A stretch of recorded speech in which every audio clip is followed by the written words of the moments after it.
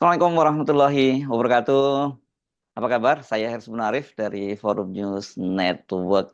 Setelah beritanya simpang siur karena dikatakan bahwa pimpinan DPR itu belum menerima surat presiden tentang calon pimpinan KPK hasil seleksi tim sel, akhirnya kita mendapat kepastian bahwa DPR itu menunda pembahasan hasil seleksi calon pimpinan KPK yang sudah diserahkan oleh Presiden Jokowi ke DPR.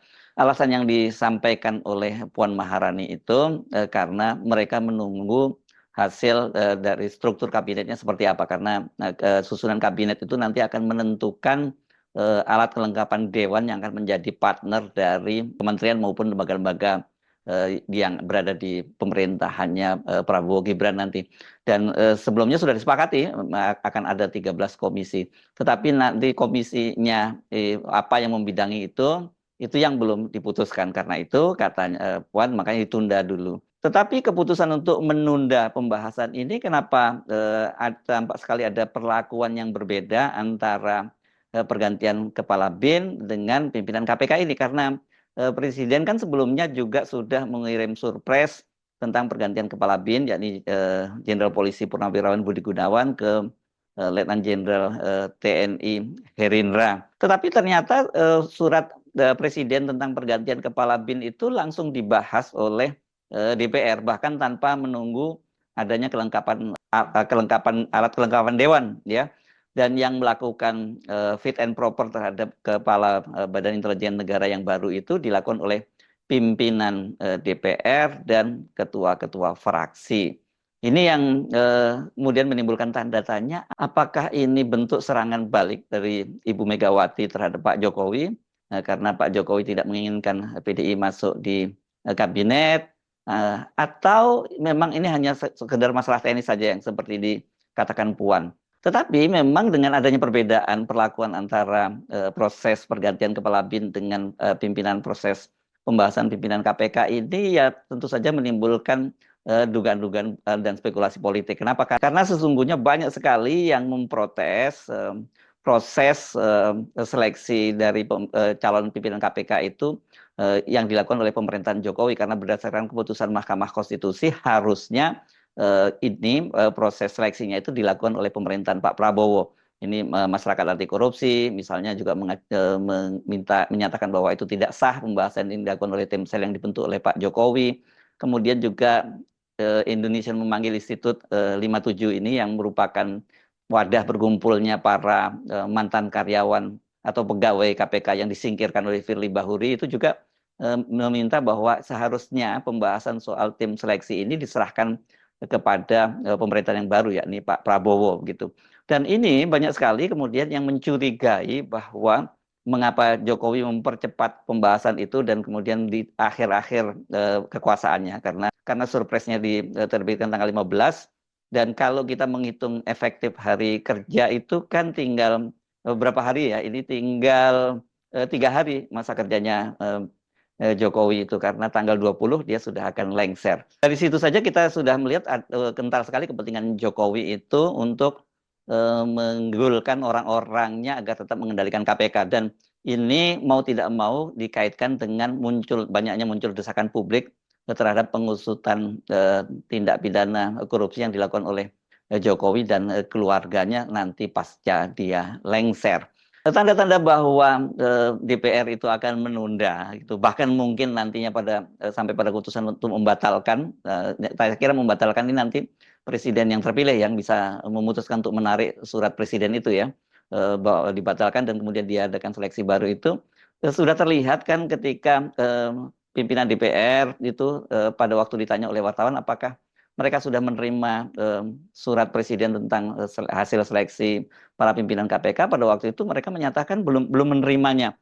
Padahal Pak Jokowi itu ketika ditanya oleh wartawan di Aceh, dia menyatakan bahwa dia sudah menandatangani surat presidennya itu tanggal 15 kemarin. Dan hal yang sama juga disampaikan oleh koordinator staf khusus presiden yang juga merangkap sebagai juru bicara Ari G. Dwi Bayana, bahwa itu surat presiden itu sudah diserahkan kepada pimpinan DPR. Dan pada waktu tanggal 16 kemarin Puan Maharani ditanya apakah dia sudah menerima surprise itu, ya kemudian dia menyatakan dia belum menerimanya. Begitu juga dengan Wakil Ketua DPR Sumi Dasko Ahmad dari Gerindra, ketika ditanya soal itu dia meminta wartawan untuk bertanya kepada Puan Maharani. Makanya kemudian media yang menulisnya ini menjadi misteri suratnya kemana. Baru kemudian kemarin tanggal 17 kita mendapat kepastian bahwa itu akan ditunda. Nah, mengapa kita boleh mencurigai begitulah ya, bahwa ini merupakan bagian power game antara Ibu Megawati dengan Pak Jokowi. Sejak awal kan ada sinyal yang jelas bahwa Pak Prabowo itu ingin agar PDIP itu masuk di kabinetnya. Itu sudah secara terbuka lah dinyatakan oleh kedua belah pihak begitu ya.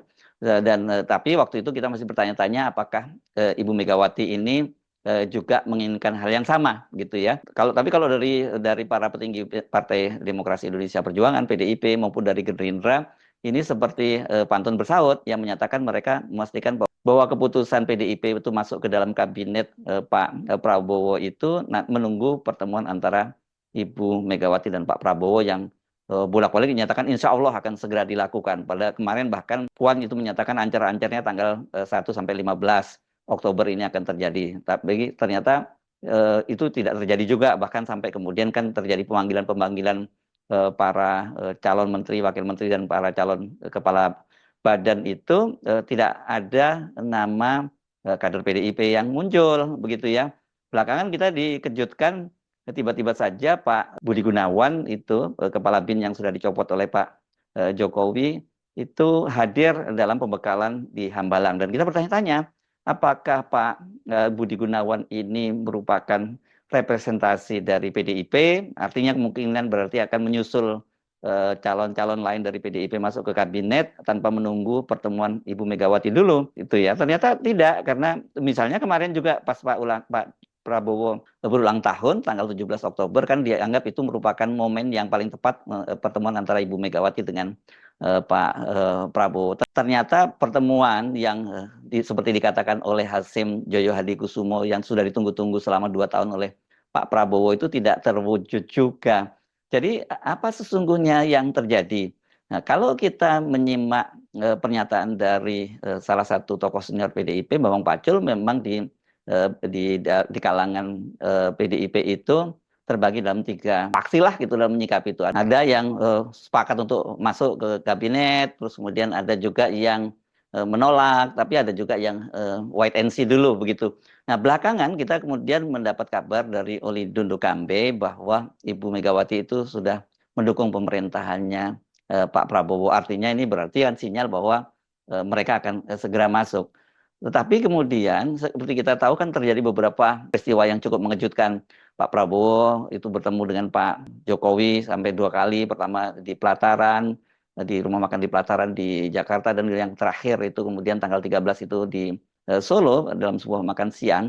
Wartawan mendapat informasi bahwa dalam pertemuan itu Pak Jokowi menekankan agar PDIP itu tidak masuk ke dalam kabinet gitu, dan kemudian kita juga dikejutkan dengan drama ternyata kepala BIN itu dicopot Pak Budi Gunawan dan digantikan dengan Pak Herindra, dan itu kita tafsirkan bahwa ini satu langkah yang dilakukan oleh Pak Jokowi untuk menunjukkan dia yang berkuasa begitu ya, dan itu artinya dia serius untuk tetap menolak PDIP masuk ke dalam kabinet.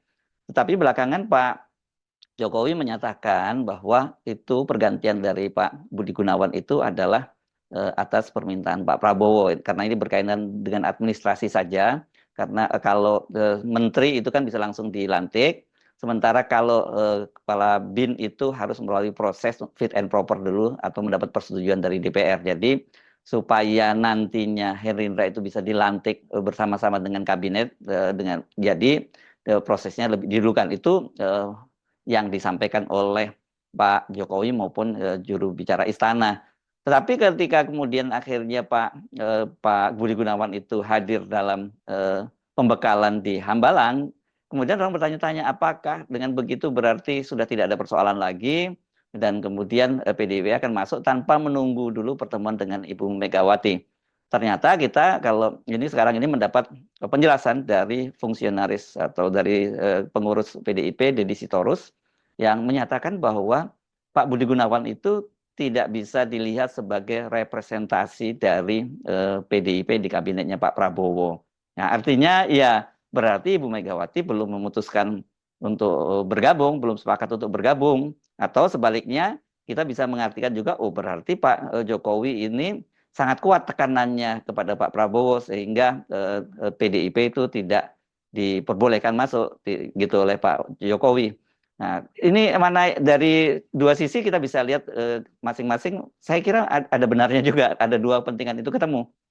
Tapi sebelum kita bahas itu, kita lanjutkan dulu yang penjelasan dari Deddy Sitorus. Deddy Sitorus menyatakan bahwa benar bahwa secara historis dan secara psikologis itu Pak Budi Gunawan itu punya kedekatan dengan PDIP karena Pak Budi Gunawan ini kan pernah menjadi ajudan dari Ibu Megawati ketika Ibu Megawati menjabat sebagai presiden.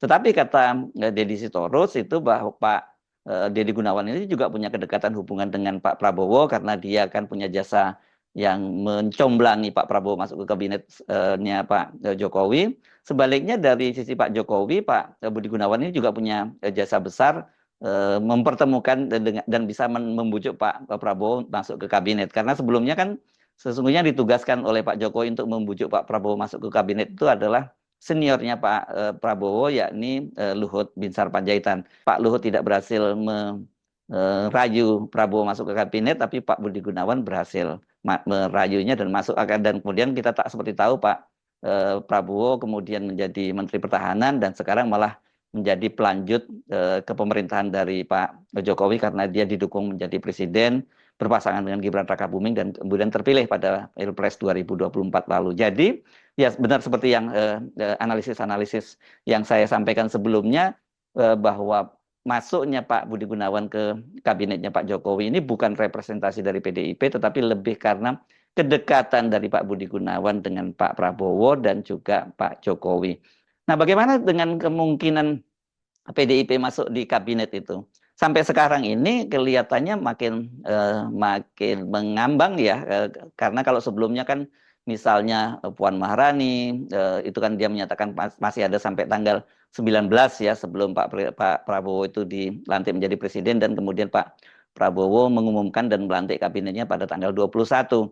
Sementara Dasko juga menyatakan itu masih sangat dinamis. Ternyata ini ya soal kabinet ini tidak semata-mata karena Pak Jokowi menolak masuknya PDI ke dalam kabinet, tetapi juga Ibu Megawati melihat terlalu banyaknya menteri yang berbau Mulyono ini membuat Ibu Megawati juga merasa tidak berkenan untuk masuk ke dalam kabinetnya Prabowo Gibran ini. Karena itu banyak yang melihat ini menganalisis bahwa penundaan pembahasan dari pimpinan KPK ini yang diajukan oleh Pak Jokowi itu dan kemungkinan diduga ini akan dibatalkan juga itu ya bagian dari tadi ini merupakan serangan balasan dari Ibu Megawati gitu ya setelah sebelumnya Pak Jokowi menghalang-halangi Ibu Megawati dan kemudian mengganti Pak Budi Gunawan tanpa lebih dahulu berkomunikasi dengan Ibu Megawati misalnya seperti itu. Nah, saya kira lebih masuk akal ya analisisnya kalau kemudian nantinya akan dibatalkan itu karena satu tentu banyak sekali orang yang melihat bahwa dipaksakannya pimpinan KPK dilakukan seleksi itu di bawah pemerintahnya Pak Prabowo itu menyalahi keputusan Mahkamah Konstitusi dan itu menunjukkan bahwa Pak Jokowi itu masih terus ingin mengendalikan KPK gitu setelah dia nanti pensiun. Ini dari sisi Pak Prabowo pasti akan lebih lega kalau dia sendiri yang ikut menentukan seleksi itu dan menunjuk siapa-siapa yang akan jadi pimpinan KPK. Jadi bisa jadi orang yang sekarang ini sudah lolos di Temsel nanti kemudian ikut lagi dan diloloskan tetapi mereka itu boleh dikirim ke DPR itu bukan atas jasanya Pak Jokowi, tapi atas jasanya Pak Prabowo. Nah, bagi Jokowi ini tentu saja jadi kabar buruk ya. Kalau ini kemudian ditunda saja ya, apalagi kemudian dibatalkan nantinya. Karena bagaimanapun juga pasti Pak Jokowi akan merasa bahwa dia tidak punya lagi kendali terhadap KPK setelah orang-orang yang dia kirim ke DPR itu kemudian dibatalkan. Nah, pertanyaannya siapa saja sih mereka-mereka ini 10 orang ini yang nantinya akan dipilih 5 orang diantaranya yang dikirim oleh Pak Jokowi itu. seperti kita ketahui tanggal 1 Oktober itu pimpinan KPK menyerahkan hasil seleksi itu, ada 10 orang calon pimpinan KPK dan 10 orang tim Dewan Pengawas itu di Halim Perdana Kusuma kepada Pak Jokowi, dan Pak Jokowi kemudian pada tanggal 15 kemarin sudah mengirimkan surat presiden ke DPR. Kalau kita lihat nama-namanya, ini yang pertama adalah yang dinyatakan lolos dan diajukan ke DPR itu ada Agus Joko Pramono. Ini dia adalah Wakil Ketua BPK periode 2019-2023. Ya, dan dia juga pernah menjabat sebagai Komite Penasihat Pemeriksaan Independen. Ini inisiatif pengembangan Intosai dan antara ID dan anggota BPK periode 2013-2019. Jadi dia ini ya seorang akuntan ya, seorang auditor gitu, karena dia ini juga merupakan seorang guru besar akuntansi di Universitas Jenderal Sudirman. Yang kedua ada Ahmad Alamsyah Saragih. Ini dia ini aktif di Ombudsman ya, periode 2016 dan 2020, dan dia juga pernah menjadi Ketua Komisi Informasi Pusat Indonesia itu pada periode 2009 sampai 2013. Ada nama Joko Purwanto. Ini dia adalah seorang Jenderal Bintang 2 polisi yang dia pernah menjadi Kasubdit 2 Tipikor di Bareskrim, dan dia juga sempat ditugaskan menjadi penyidik di KPK. Jadi dia bukan orang asing lah di KPK. Setelah itu dia pernah jadi Kapolda di NTB dan kemudian menjadi Kapolda di Kalimantan Tengah. Ada yang berikutnya Fitroh Rohyanto. Ini sempat ramai ya waktu itu. Dia ini seorang jaksa yang sempat mengundurkan diri karena dia pernah menjadi Direktur Penuntutan di KPK. Ini dia rame-rame mengundurkan diri ketika kasus Formula E yang akan mengkriminalkan Anies Baswedan itu rame di KPK. Dia juga pernah mengusut kasus korupsi, bukan mengusut ya, menuntut karena dia ini jaksa itu dalam dalam proyek IKTP. Yang kelima itu Ibnu Basuki Widodo. Ini dia ini latar belakangnya hakim ya, pernah jadi hakim tinggi di Pengadilan Tinggi Manado. Kemudian yang keenam ada Ida Budiati, ini dikenal sebagai anggota Dewan Kehormatan Penyelenggara Pemilu. Kemudian ini nama yang nggak asing ya, Johannes Tanak, ini adalah komisioner KPK yang ada sekarang, yang eksis sekarang, dan dia maju kembali. Yang kedelapan Michael Rolandi Cesnata Brata, ini mantan Kepala Badan Pengelola Keuangan Daerah DKI. Kesembilan itu ada perempuan lagi namanya Pungki Indarti, ini dia lama aktif di LBH dan kemudian menjadi anggota Komisi Kepolisian Nasional Kompolnas. Dan yang terakhir ini ada lagi seorang jenderal polisi bintang 2 juga. Ini dia mantan Kapolda Sulawesi Utara Irjen Setio Budianto. Nah, siapa nama-nama tadi itu di antara 10 nama itu yang kemudian ditengarai sebagai orangnya Pak Jokowi, karena tidak semuanya dipastikan orangnya Pak Jokowi. Saya kira ini kan petanya sekarang berubah ya di DPR. Kalau toh katakanlah nanti tetap dibahas 10 nama itu, DPR kan sudah tidak lagi dalam kendalinya Pak Jokowi. Jadi dipastikan bisa saja, artinya kalau tetap nama-nama ini dikirim, justru nama-nama orang yang di-endorse oleh Pak Jokowi itu bisa disingkirkan. Tetapi kalau kita melihat dari aspirasi publik, aspirasi para pengamat hukum, termasuk juga para mantan pegawai di KPK, penyidik di KPK, memang sebaiknya ya ini dibatalkan dan diproses ulang, dan itu nantinya ya di bawah administrasi pemerintahnya Prabowo Gibran, bukan lagi di bawah Pak Jokowi.